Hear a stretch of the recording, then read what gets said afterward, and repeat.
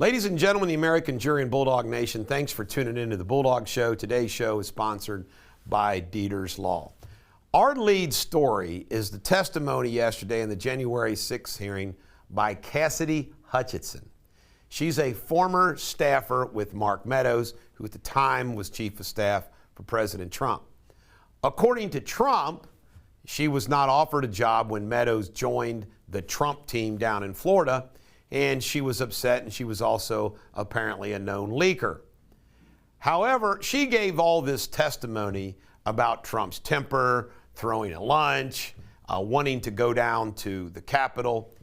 And I want to make two comments about her testimony. The first thing that I have to say about her testimony is, so what if it's true? I mean, if the President of the United States wanted to go down to the Capitol, where his people were going down for a rally, so what? So what? He's the President of the United States. Why can't he go down to the Capitol with the protesters? The other thing that protects Trump from all of this, from all of it, he's on the video saying, go protest peacefully. I mean, he says peacefully. But the big news that I want to comment about is this guy's name, Bobby Engel, the lead Secret Service security person, has said it's not true. What she says not true in the car, lunging at a Secret Service. Again, I don't care if he didn't lunge at a Secret Service agent and say, I want to go down to the Capitol. So what? So what? They do these gotcha moments where they're trying to prove that Donald Trump is some crazy man, when in reality it's like, well, isn't he allowed to have emotion? Isn't the president allowed to have anger? Isn't he? It's the most ridiculous thing I've ever seen.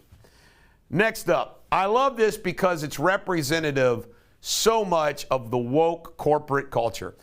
Ernst & Young, I believe they are the largest accounting firm in the country, fined $100 million because their employees cheated on the ethics exam. Coming to an audit near you. Ghislaine Maxwell, sentenced yesterday to 20 years. She could have gotten 30. She says that meeting Epstein was the worst thing in her life. She's still playing the victim card.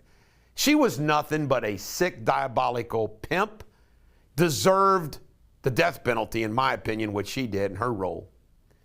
And I am still flabbergasted.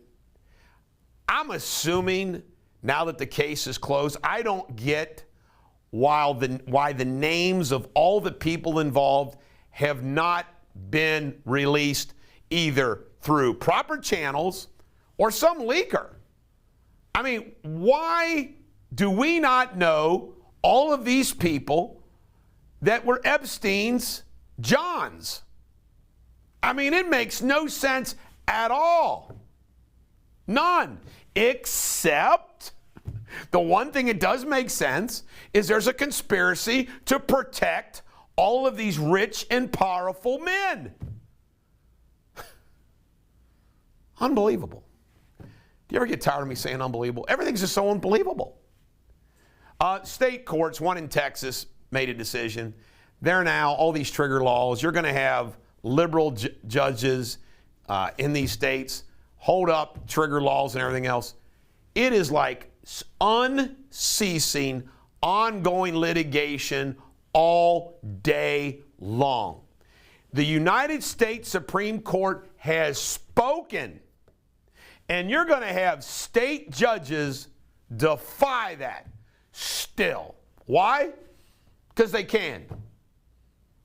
I have sent out an email, and I want to go say this right now. I've sent out an email to everybody saying, if you've got any ideas for legal and court system reform, send them to me.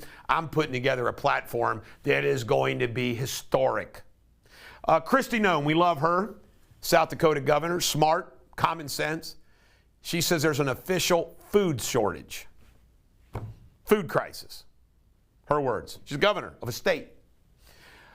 Fossil fuel jobs leaving the industry left and right. We don't care. Joe Biden doesn't care. Joe made a joke, which I thought maybe wasn't too much of a joke. He said he may not go back to the United States. He's having so much fun over there.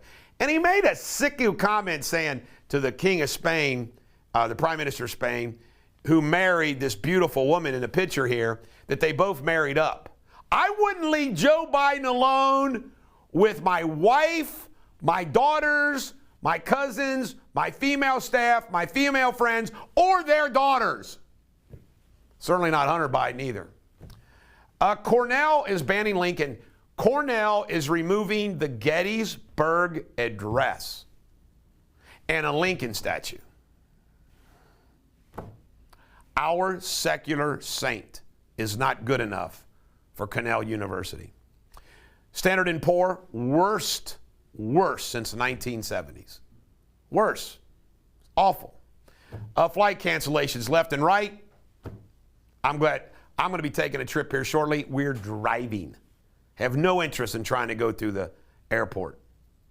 Human smuggling tragedy down in Texas. I mean, they were too hot to touch in the back of a semi-tractor trailer.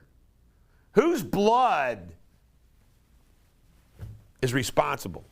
Their blood is on whose hands? Joe Biden. Yesterday's primaries, led by Lauren Boebert, who won out in Colorado. And Trump had mixed victories. You can check them out on all the national news. That's all I've got to say about that. This is the Bulldog. Every dog has their day. Have a great day.